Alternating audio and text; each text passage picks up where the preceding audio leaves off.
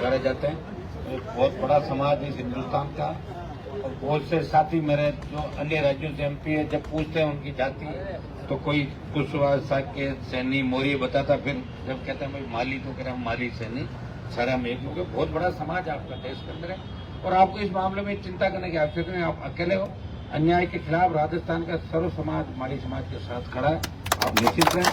और महिलाओं के सम्मान के अंदर जो बात आपने कही, ये मुझे अच्छी तरह याद आ गया कि जनवरी के अंदर रात के समय ये जो आपके घरों के ऊपर जब बजरी माफिया और इन लोगों ने कटेवा नगर गुजर की छड़ी जयपुर, इसके अंदर आप लोग आंदोलन कर रहे थे। और ये कानून भी ये कहता है कि जहां महिलाएं आती तो महिला पुलिस की भर्ती इसलिए की जाती है कि महिला पुलिस ही महिलाओं पर कार्रवाई कर सकती है। वहां जेंट्स पुलिसकर्मियों ने भी जिस तरह घसीटा मारपीट की, माली समाज का अपमान नहीं, राजस्थान का अपमान है, हमारी माँ बेटियों का बहन बेटियों का अपमान है राजस्थान के अंदर, और इस अपमान को हम बर्दाश्त नहीं करेंगे। मैं आपके समाज को धन्यवाद दूंगा। और देखिए, हमेशा वही समाज और संस्कृति जिंदा रहते हैं जो लड़ते रहते हैं, जो सो जाते हैं उनको कोई नहीं पूछता।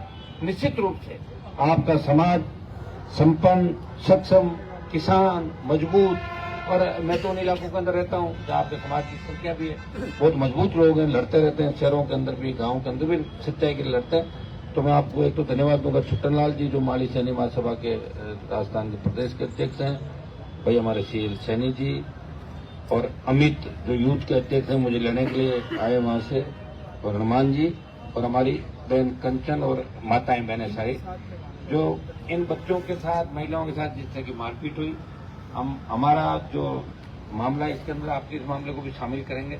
निश्चित रूप से हमारा आंदोलन लंबा चलेगा। अभी शुरुआत है, शादियों का सीजन है, बच्चे उठे हैं, धीरे धीरे राजस्थान का यूथ सो रहा है। तभी तो राजस्थान में तीसरा मोर्चा नहीं बना सकते। देखा आपने कि सब राज्यों में तीसरी ताकत चौथी ताकत खड़ी है। आपके भी उप मुख्यमंत्रियों के कई स्टेट के अंदर अलग अलग पार्टियों से, लेकिन राजस्थान और गुजरात दो राज्य ऐसे हैं जहाँ एक ही काम है लोगों का, एक बार इसको वोट दो और एक बार इसको, तो वो दूसरा कोई काम नहीं। 5 साल तकलीफ में रहेंगे, टोल भी देंगे, पुलिस से बेइज्जती भी कराएंगे, भू माफिया भी आएगा, बजरी माफिया भी आएगा, अपराधी गोली चलाएगा, नेताओं को धमकियां मिलेंगी, अधिकारियों को मिलेगी, और रोजगार नहीं मिलेगा, पेपर लीक होगा, कभी भजन लाल होंगे तो कभी उनके भाई दूसरे आ जाएंगे। लेकिन दुर्भाग्य से वोट आपको वहीं देना, टोल भी दोगे और वोट भी दोगे। अपना तय कर लिया कि एक बार अपने इनको देना, एक बार हमारे जैसे जो लोग राजस्थान में लड़ रहे हैं, मुझे लग रहा है कि हम टाइम ही खराब करें इस राजस्थान। वैसे मैं जब लोकसभा के अंदर गया था चुन के, तो बिहार, यूपी, दिल्ली, हरियाणा, पंजाब, बंगाल के सांसदों ने ये कहा था कि आपने पार्टी बना कैसे ली राजस्थान में? राजस्थान में तो बन ही नहीं सकती पार्टी, तो कमजोर प्रांत है, कैसे बना सकते हो?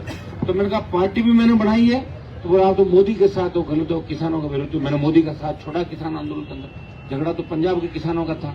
हरियाणा, यूपी, दिल्ली के बाद जब लगा कि राजस्थान का किसान आंदोलन, हनुमान बेनीवाल ने राजस्थान के किसानों को उस आंदोलन के अंदर शामिल किया, और शाहजहांपुर बॉर्डर जो गुर्जर आरक्षण आंदोलन के समय जाम नहीं हुआ, हनुमान बेनीवाल की हुकार, आरएलपी के नौजवानों की ललकार से उस बॉर्डर को जाम किया। देश के अंदर 70 दिन अगर कोई सांसद सड़क पर मोदी सरकार के खिलाफ बैठा, वो नागौर का सांसद था, वो किसान के सम्मान की लड़ाई लड़ रहा था।